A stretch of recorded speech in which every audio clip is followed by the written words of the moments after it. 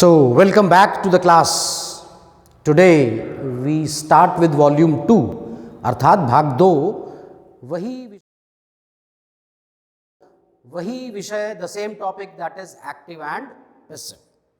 अब आप यूँ देखिए, एक्टिव एक ट्रांजिटिव वर्ब पे आधारित वाक्य होता है। अब अगला उदाहरण होगा दूसरे टॉपिक पे जिसे बोलते हैं आई टीच इंग्लिश।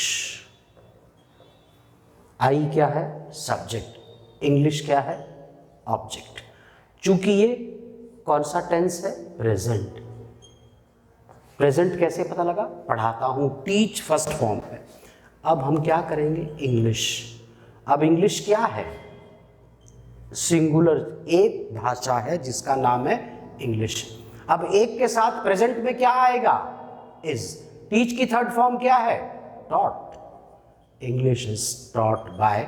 अब आई कन्वर्ट होता मीन है। यही वाक्य यदि हम इस टीच को ले जाते हैं पास्ट में, अब मैंने किया आई टॉट इंग्लिश, पहले प्रेजेंट था तो इज आया, आई टॉट इंग्लिश में फिर वही इंग्लिश। चूंकि ये पास्ट है, वॉज।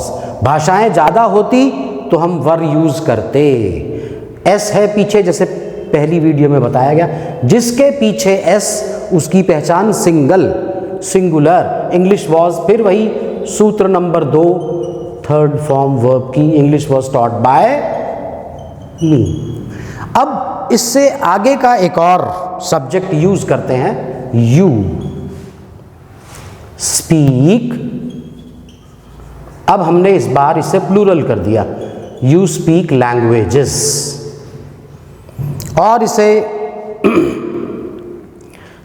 स्पीक प्रेजेंट है, अब हमने क्या किया? लैंग्वेजेस। चूंकि ये ज्यादा है तो इज नहीं आएगा, इस बार क्या आएगा? Languages are. स्पीक की जगह क्या होगा? Third form spoken. बोल कौन रहा है? यू। पैसिव में भी यू ही रहता है। अब यू का पास्ट फॉर्म, ऊपर था यू स्पीक, अब हमने किया यू स्पोक लैंग्वेजेस। अब हमने क्या किया?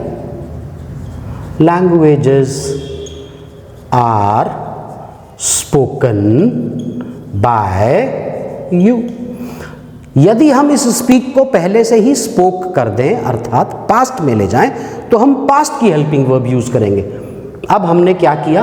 You spoke.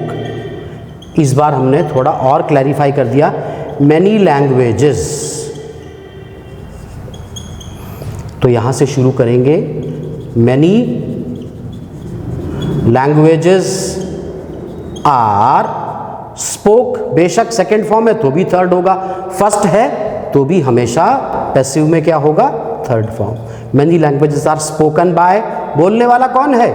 यू। तो अब अगर हम इस पूरे को एक जगह संक्षिप्त में बताएं, if we summarise the entire topic, verb को पहचान के आपको हेल्पिंग वर्ब चुनना है। सूत्र 1।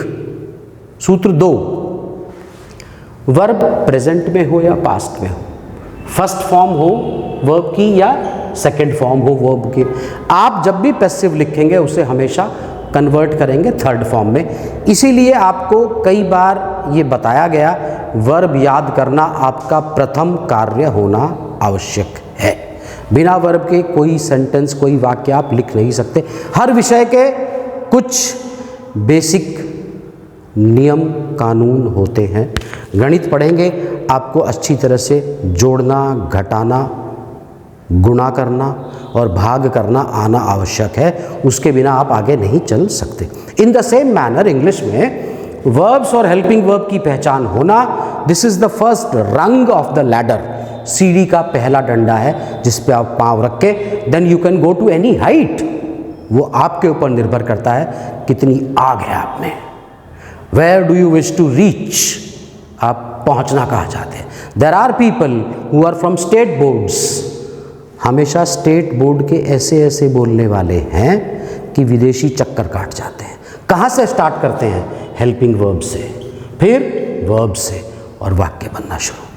कदम दर कदम, step by step you can reach wherever you wish to, जहाँ चाहें आप उस मंजिल तक पहुँच सकते हैं।